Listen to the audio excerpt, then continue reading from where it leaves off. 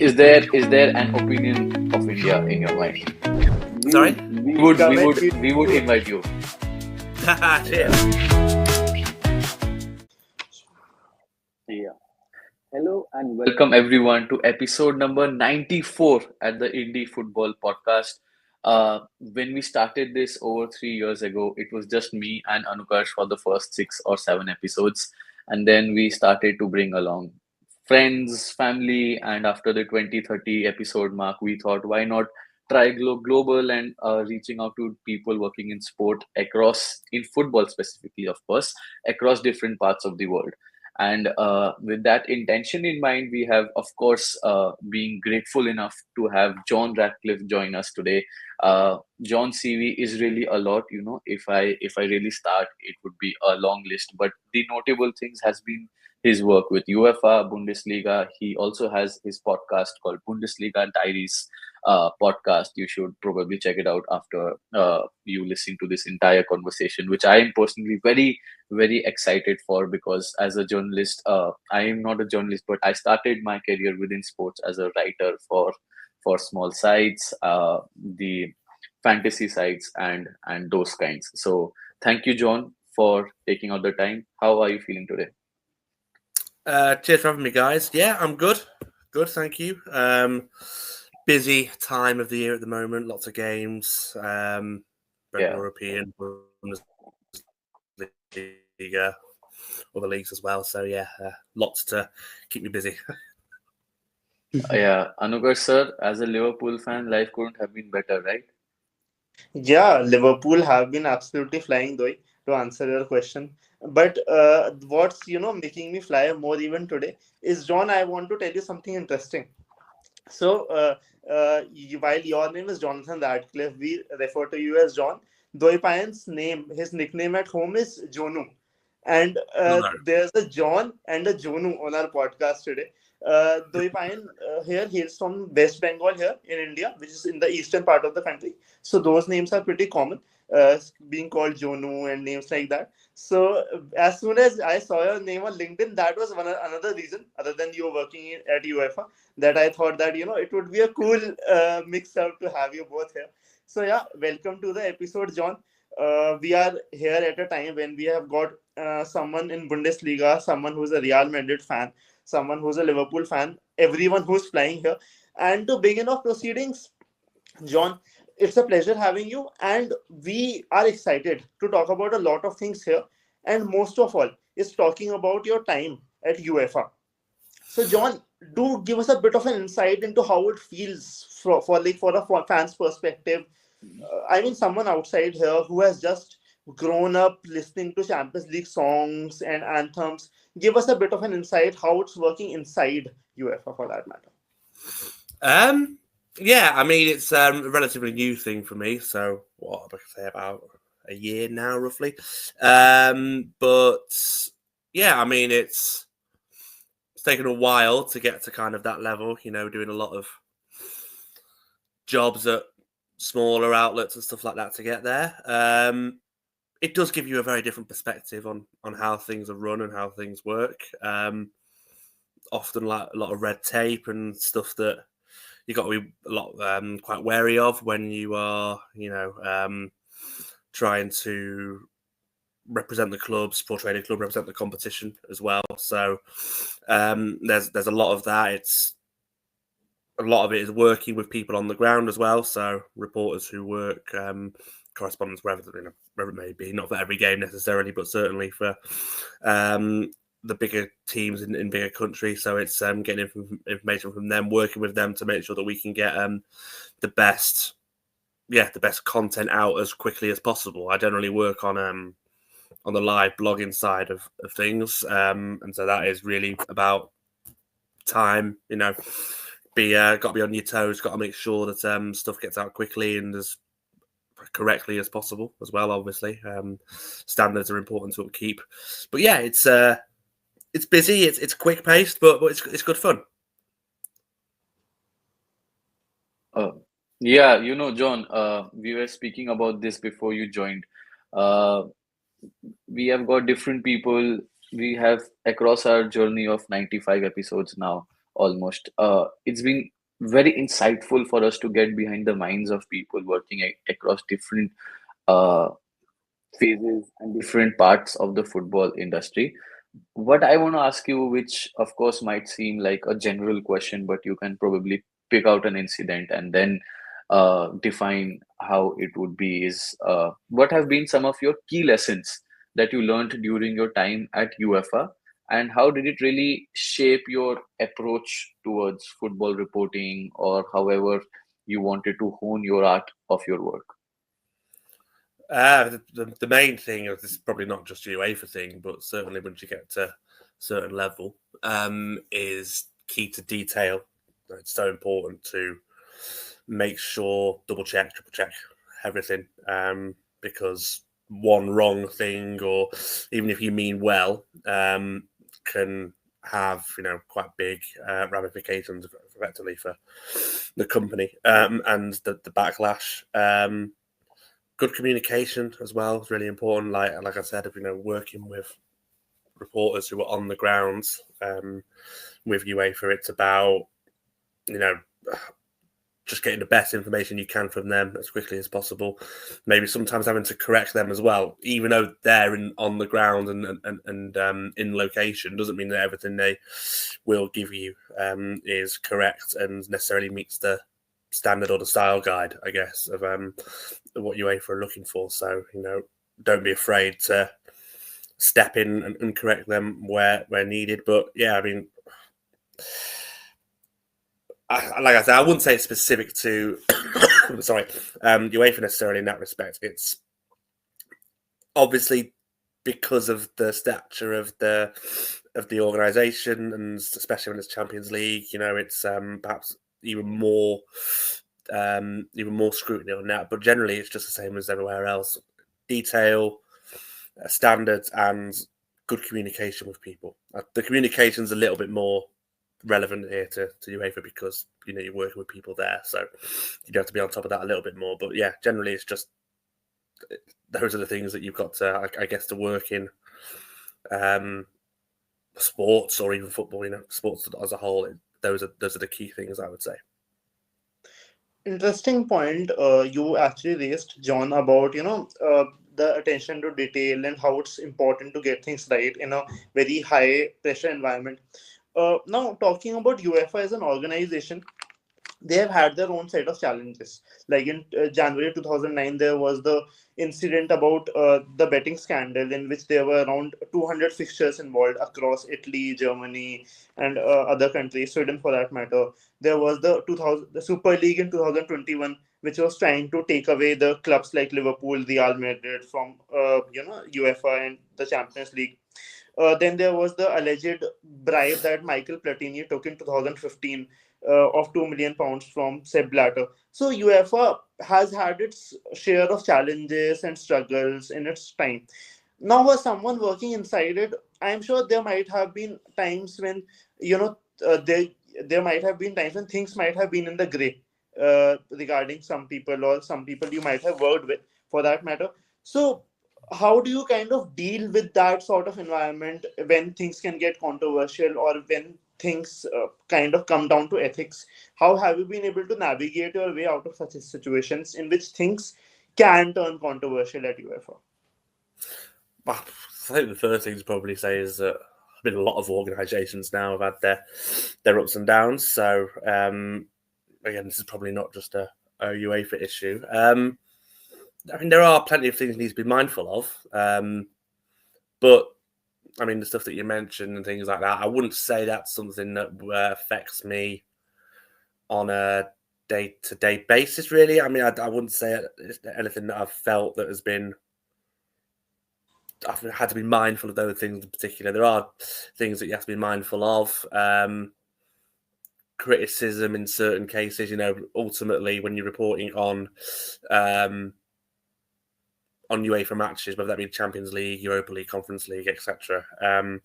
You're doing it for UEFA, so it's not for the clubs. You represent all the clubs that are involved, right? So it's important to report on the game and give a fair reflection of what's happening, but doing so in a impartial way, making sure that you don't show any bias necessarily towards one of the two teams. Yeah. It's not our place either to question referees' decisions. Where in the side that I'm on, it's not up to us to tell people what they should or shouldn't think about a certain decision being made or a certain intervention of VAR, for example. That's not our place. So in terms of avoiding controversy, it's just trying to give us a good representation of what's happening on the pitch from an impartial point. If you want bias in what it is that you support supports, then you go to the clubs. The clubs will give you that.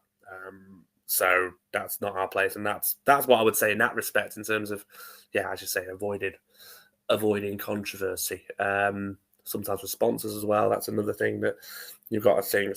You have their own sponsors, clubs have their own sponsors, and on occasion that may clash. But other than that, it's just important to remember to be totally impartial. Right. Yeah, absolutely. And while Anukarsh sir asks you about certain very practical things that keep having, every big or organization in the history of sports, every once in a while has certain big obstacles for them to like deal with, which is something that we've often spoken to previous guests in detail.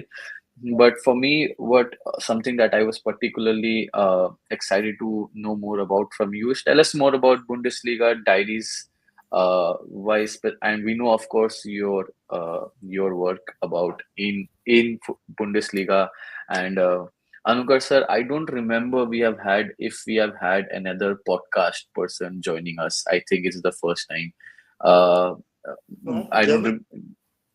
No, in general about football podcasts. So there might be some, but like not many. I don't think we can David only, count I them. think, had one. That was the only one. David Ye- was one guy. Right. So John, there were reasons that we had, when we started the football podcast. But things here in India, I have been fortunate enough to spend a couple of weeks in the UK in the later parts of 2023, and it did not take me long to understand how different football is over there as compared to here in in India. So we are also going to ask you a question about football in India. But right now, what I'd like to get more of your thoughts in is how did the idea of Bundesliga Diaries come up? What are your motivations behind it? Like, I mean, what drives you to do this, and where do you see it going in the next 5 to 10 years? So I moved to Germany in 2017 now, with ultimately the goal of working in football. I studied sports journalism at university in the UK, but at that time I just wanted to go and live in Berlin. That was my main attraction to moving here. Obviously, if you want to work in sports, generally it helps to have your own portfolio of stuff outside of professional work or paid work. It's good to show that you've been active and proactive and trying to get yourself out there. And that was one of the ideas for the podcast. Really, one of the main motivations originally was to have something that you can build from the ground up and then ultimately show people and say this is what I've managed to do. I had a couple of friends who were football fans. One's a Bundesliga fan, Eintracht Frankfurt fan, and the other one was football fan in general, but we're all living in Berlin. Then another friend came on, was a sound engineer, so it helped having him in his studio to be able to record and get a bit more professional in that respect. And I mean, generally it's at this point now, it's a fun thing to do. It's enjoyable. We've got a core listening group, core audience, I'd say, who enjoy the podcast. And it's fun to sit with friends and talk about Bundesliga football. Really, it's a big passion of ours for all three of us now. It's where we want to be in 5 or 10 years. I mean, hopefully still doing it. That'd be great. Firstly,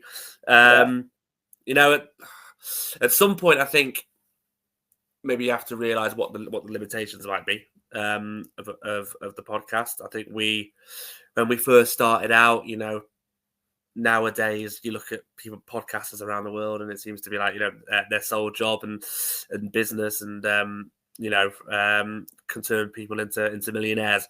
That's probably not going to happen for us if we're being realistic. But yeah, people seem to enjoy the podcast, the audience that we have. So I think our main goal and motivation to continue doing it is to just produce a good quality podcast, a podcast that people enjoy, can still relate to. We try to stay honest and stay real. We're not, I am a in the industry and a professional football writer, journalist, whatever you want to call it. But the other two aren't, and this mainly is we're not really dictated by anybody to say certain things. You talked about controversy and stuff, and whilst we're not going on there to say controversial things, we can be honest and say it's a safe space in that respect. It feels like to talk about your gripes and passions and things like that. So yeah, generally just keeping it going, keep producing good quality, good research, and for what works for us mainly is that we're friends, so it's good chemistry. It flows quite well. It's not broken up and disjointed or awkward. So yeah, Right. A lot of, sir, Anukarsh sir, it is a lot of similarity with how we do it, right? Yeah, I actually was observing, and I was kind of mindful about everything. It was just getting in my mind, and I was just thinking here and there and running parallels all over. John, actually, I want to share something, and I might be humble bragging when I say it, but last year around October, we got nominated for the best international podcast at the Football Content Awards in the UK. We were invited to London also for the award ceremony. What we learned at that point of time with the voting and everything involving people in India to help us, get a respectable position there, was that there is a lot of social media role when it comes to promoting podcasts, or what works, what is not working. People's opinions actually make a lot of what or whether a podcast or any form of art works or not. So my segue into the next topic is talking about the role of social media and how much of a narrative it has in currently in podcasts or in journalism. I mean, I would say podcasts are a kind of a new way of journalism in a lot of sense in football and in other sports. So, for you as a writer and also as a podcaster, how much do you think the role of social media is important in kind of making narratives around what works and what doesn't, and the kind of what should I say, opinion driven society that we live in on social media? Is it a bane or a boon? What do you think about it in an overall notion? well, I mean, if I'm being honest, our social media game for the podcast could be a little bit better. It's it's finding the time and stuff like that, and the discipline and stuff like that to get stuff out. Generally, I think it does play a role. You've got to get it out somehow to people, and a lot of people are on social media. If we're being honest, sometimes there's only a certain amount of the population that's on social media, but it's a lot of people. There aren't that many places where you get such a large number of people in one place at one time, realistically. So, yeah, I mean, it does have a role in creating an audience, specifically getting people interested, getting people, your word out there. For me, like, so social media it's good in that respect, but it's also a negative in others. I think you've only got 140 characters on Twitter and Instagram. Can't be much more. And because there's a lot of competition nowadays, there's a lot of different people with different podcasts and different ideas and different voices, opinions, as you mentioned. It starts to become less about the actual opinion and more about how I can sell it and how I can create as much attention and ultimately controversy in a lot of cases around what it is I have to say to get people to listen to my thing. And I'm a little bit old-fashioned in that respect. It's not something that I particularly like. When we do use social media, we try and just keep it as honest and as real as we can be, and perhaps that doesn't work as well for us in that respect. I don't know, but yeah, it has its positives and negatives. But either way, it certainly plays a big role in getting your word out and getting people involved, interested. It's also good to be interactive. We try and ask questions or get people to send in questions to us so they feel like they're involved. It's good to answer and interact with people as much as you possibly can. For us, we're still not a small podcast, but we're not one of the bigger ones who have loads and loads of requests and loads of messages. So perhaps in that respect, it's more difficult for them. But I think if you can, try and give people an answer as much as possible to their queries and stuff like that. It's like I say, it has its positives, it has its negatives. It's a good tool to be used. Whether people use it in the right way all the time is a different debate, perhaps. Interesting. John, what I also wanted to ask you about your entire life right now. You mentioned you moved to Berlin in 2017, and we over here sometimes, of course, we talk a lot about football in Europe, football in London, football in Germany. How has that switch for you been like? You mentioned you did your sports journalism in the UK, and then you and then you moved to Germany. And I know many people who have been friends of mine.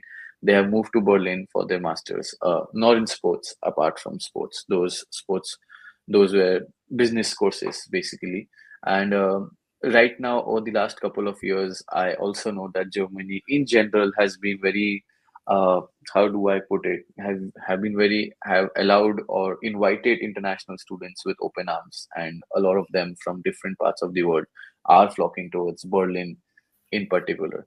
So how has life in Berlin been specifically? Of course, I am asking through the football lens, but also in general, have you had any, issues trying to? Is it a major change from where you have come in the UK? And of course, it seems like you are enjoying it there, but tell us more about this small switch that you've had and football in Germany largely about. I think, there aren't that many cultural differences between England and Yeah. UK and Germany. I mean, there are some, obviously, it's not the same, but there's a lot of similarities. So, culture shock. I mean, I wouldn't really say that. Berlin's a different, interesting place. Don't know if you've had the chance to go, but very multicultural it is, which is a positive. It certainly when you initially move, I think it's makes it a lot easier to settle in, get to know people. You can get by with just English ultimately. Yeah. For me personally, it's not something that I would recommend or like to do. When I came here, my goal was to learn German, be able to speak properly and understand properly in German. And I'm pretty much there. My German's pretty good now, but it's not perfect. Who knows if it ever will be? But it's getting there. It's good now. So that's helped me to integrate even more, I would say, into German life, and help me get a little bit closer to understanding how they consume their football as well. And honestly, probably consume's the wrong word, because in Germany, the fans, this is the major difference really in terms of the UK.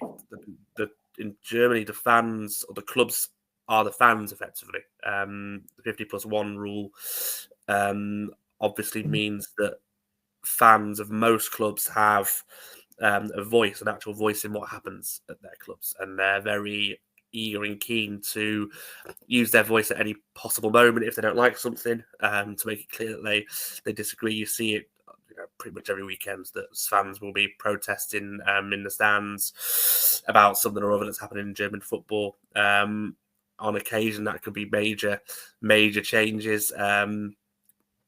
there was, what was it, a year or two ago? I think it was last year actually, where the Bundesliga and the DFL were trying to bring in an extra investor, an outside investor, to invest in the league, and that effectively meant selling TV rights to do that, to increase the marketing. Fans were not very happy about that at all. Protested, and eventually those plans got scrapped. Fans here have a voice, and whilst the establishment are perhaps don't like that, they ultimately have to listen. And that's a change in England. I think. Understand. Yeah, in the UK, also certainly in the Premier League, it feels like fans don't really care about anything that happens unless their team scores more goals than the other team, which is a little bit. I don't know. That's opened my eyes certainly since moving to Germany and looking at things in a different way. Something that I wish we would do more in England. You don't really see it enough. Sometimes you'll get the odd thing, maybe like the Super League's probably the best example. And fans did, make the protest and try and make their voices heard. And it had an impact. I think also away tickets, prices being reduced there, that ultimately had an impact. But more could be done. And it's a very different experience being a fan in Germany, going to the stadiums and the atmosphere and the non-stop singing and trying to get behind the team at all times. It's a little bit choreographed at times. Again, compared to the Premier League or England in general, where fans are a bit more spontaneous to create chants and stuff like that. That's something that the German fans could probably learn the other way to make it a little bit better. But I do love the Premier League. I'm a Chelsea fan, so that's always my first love. But as a whole, I probably prefer the way that German fans are and interact with their teams, if I'm honest. Interesting. Yeah. I was going through your profile once on LinkedIn, and I couldn't help but wonder, you have a very diverse background. You know German, you know French. You have worked in different countries. You have worked for organizations like 442. I think you are currently working for Bundesliga as well as UEFA, and you have your own podcast, the Bundesliga Diaries. A Chelsea supporter, so much across the table. It's almost like you live 25 hours while we live 24. So managing all these things and all, how does a day in the life of Jonathan Radcliffe look like, and how does working in these different organizations add value in different ways to your life? Just give us a bit of a short insight into that. I've also got a 2-year-old son as well, so that even adds Oh, a little bit that's more into the 26 mix as hours. well. 26 hours rather than 25. Yeah. I think, as a freelancer, you have to have more than one job, ultimately, unless you're really lucky and the one job that you have sorts you out across the board. I think that's rare, So, more than somebody who's employed for one place, you've got to have your fingers in more pies, let's say, and always be on the lookout for more stuff. In my opinion, the most important thing when people are looking for whether it's new employees or stuff like this also as well, being asked onto podcasts and stuff like that, it's important to have a bit of a portfolio and have a group of work that you can use. In terms of my daily life, it can be busy, especially if you're working for more than one employer on the same day, which is pretty frequent. Really, it's changing between the two and using different style guides and different ways of doing things. Obviously, requires a certain amount of concentration. I wouldn't say I find it difficult that much. Football's my passion. It always has been. So consuming football news is not something that I find difficult. I'm always doing it anyway. Do you know what I mean? I'm not going out of my way to check the latest updates and things like that. So it feels like an extension of that, really. If you know what I mean. Yeah, it's sometimes there can be times when it's too much football. I think that's like anything. Sometimes you 9 months in a season. Yeah. Yeah, when you get to that like April, May point, and you're doing your fourth, fifth game of the day and stuff like that. It's just, you know what, I could do without this one, but no, I can't complain. It's generally it's fun, it's busy, it's fast paced, it's it's challenging at times, but as I said, it's a passion for me, and so it's I think with anything, if you enjoy it and you enjoy what it is you're doing about it, it becomes so much easier and so much more simple to probably get that across as well, I'd say.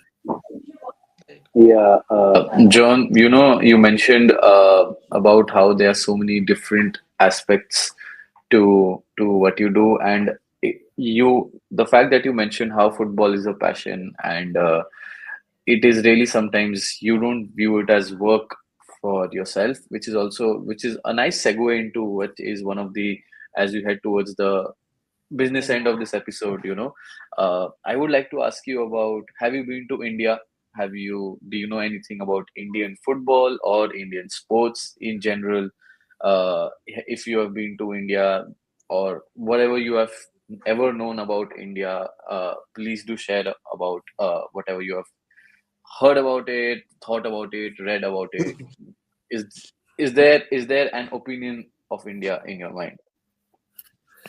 I haven't been, unfortunately. Maybe one day, if possible. Yeah. Come and I meet us. think. Sorry. Come and meet We would you. invite you. Yeah. Cheers. Whereabouts are you based in India? We are based out of the capital city, New Delhi. Yeah. Nice. In Indian football, you guys will know better than me, but I wouldn't say I know that much about it. But I think generally you would say it probably underachieves. Would that be a fair reflection? A big Yeah, country, absolutely. people, a big True. population, and God, Sunil Chetri, I think. Yeah, Somebody you got I it right. Yes. know of. He is actually the third highest scorer in the history of, now fourth, right? Sorry, fourth highest scorer now in the history of men's international football. So, All right, fair enough. Messi is one, Ronaldo is one. I don't All know right, who the third person is, There's an Indian but guy. Sunil Chetri. Oh, okay, and Sunil. So of course, Yeah. and John, quite interestingly, this has been the story of Indian sports, and if you come to think about it, how Indian pop culture runs as well. We don't have an affinity towards the movies, but we have an affinity towards one big actor. We don't have an affinity towards the sport. We like one good player, and I think that's also something that probably needs to have a revisit if India really, really needs to, go back and improve how they want to do the Indian football thing. So yeah, John, sorry, you were mentioning something. I know that they had they still have it, don't they? The Super League or the Indian Super League. It seems to me there's a lot of The Indian Super League, right? foreign older players, managers involved. I don't know how popular that is, but it's at least an organised league and probably has a little bit more attention than it would have done in the past.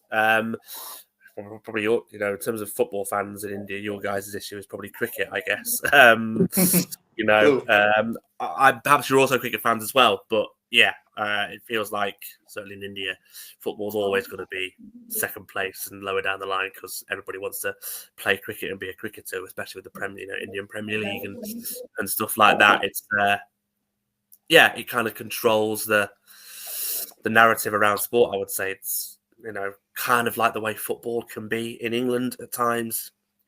Premier League takes over so much, and a lot of other sports can, maybe not the same level of not being disregarded, but don't get the backing or the interest that it deserves. I don't know. Yeah, like I said, the main thing I would say is it seems like Indian football with Yeah. the people, the population that you guys have, that surely you could put together a squad of 18 players who are not too bad, right? But it Yeah, seems to be a bit of a absolutely.